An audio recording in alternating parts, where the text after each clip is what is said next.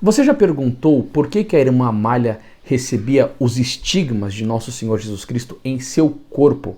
Fica comigo até o final desse vídeo que você talvez vai aprender uma coisa nova na sua vida.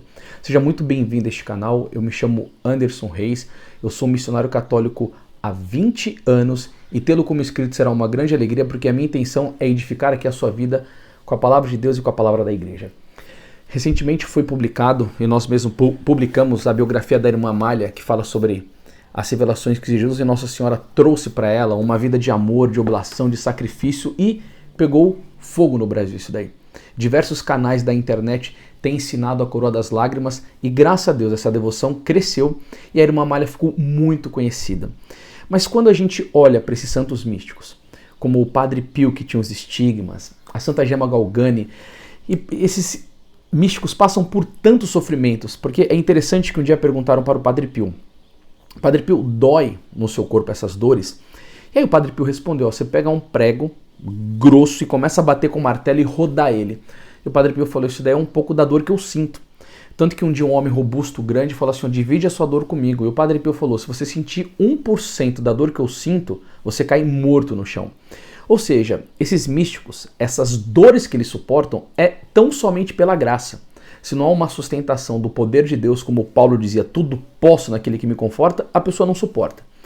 E aí você fala assim, mas por que algum desses tem que padecer tanto na sua carne os sofrimentos de Jesus? E agora eu vou te dar uma explicação que você vai entender, mas eu tenho um objetivo a fazer nesse vídeo aqui, ó.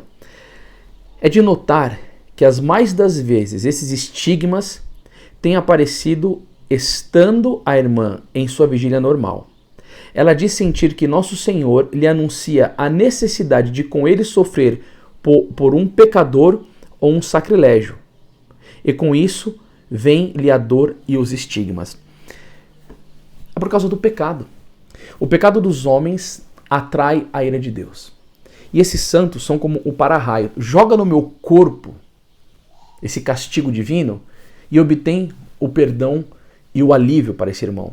Eu vou dar mais ou menos como que um exemplo assim, é muito fácil você de entender. O cara está sendo levado para a cadeia, não, deixa ele solto, eu vou no lugar, eu padeço no lugar dele.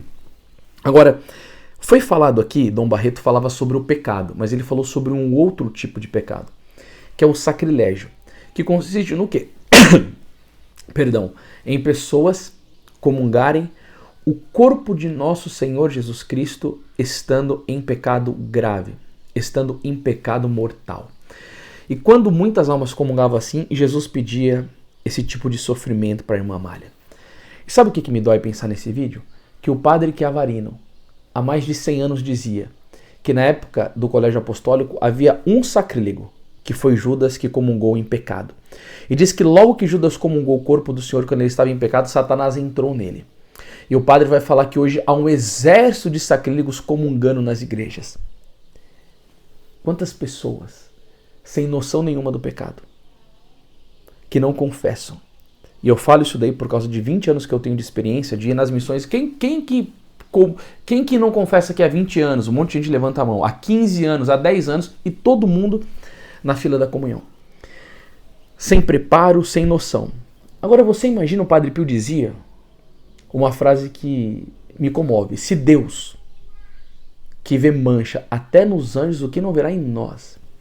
Como nós precisamos estar santificados e puros para receber o nosso Senhor Jesus Cristo.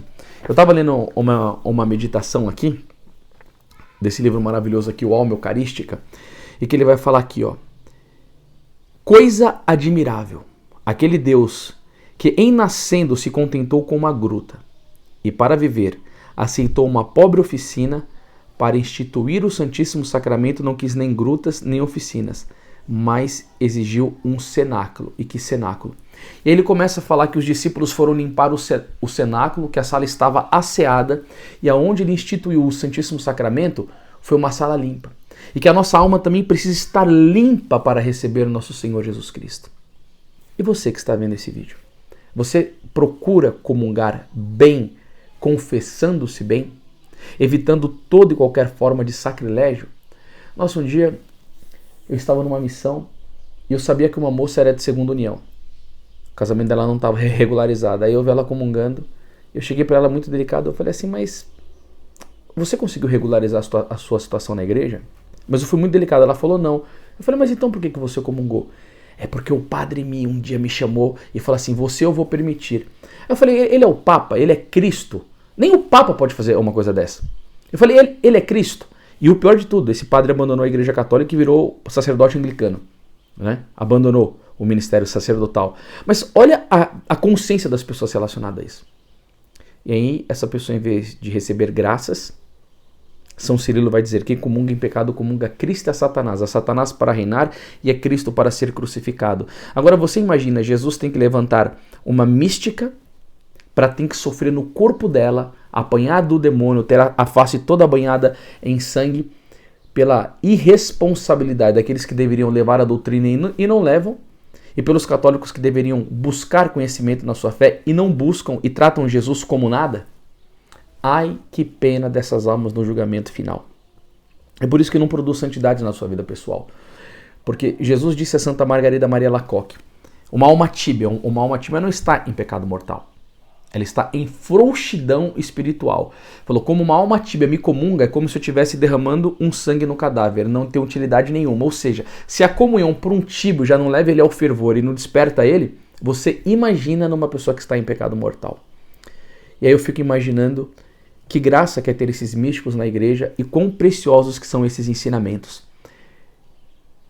O meu desejo com esse vídeo é que você faça exame de consciência na sua própria vida, você que está vendo aí. E que você veja se você está fazendo boas comunhões em estado de graça ou não. Se você não estiver fazendo, vai confessar. Faça a melhor confissão da sua vida e coloque um coração puro para receber o nosso Senhor Jesus Cristo. E se você também puder, compartilhe esse vídeo com seus amigos, para orientá-los nessa prática tão séria da fé católica. E aí eu fico pensando como que Deus é misericordioso em enviar-nos esses ensinamentos no meio da Santa Igreja por meio desses místicos. A irmã Amália tinha colóquios com Jesus e o diabo detestava isso. Porque ela era uma alma simples, ela era uma alma que não tinha muita sabedoria, mas quando ela entrava em êxtase, o céu se abria e vinha revelações direto de Jesus. Só que eu tenho uma novidade para falar para vocês. Algumas das revelações que a irmã Amália teve, tem nesse livro aqui que muitos já compraram. Mas algumas o demônio escondeu por quase 100 anos. Você está entendendo o que eu estou querendo dizer? Eu fiz um vídeo anterior aqui, por quase 100 anos. E no dia 8 de março, às 19 horas, pela primeira vez vai ser publicada essa obra no Brasil. Nunca foi publicado, nunca. Daqui estava num arquivo escondido. E aí você vai saber coisas que Jesus te pede para te levar à santidade. Não perca por nada esta graça. E viva Jesus na Eucaristia.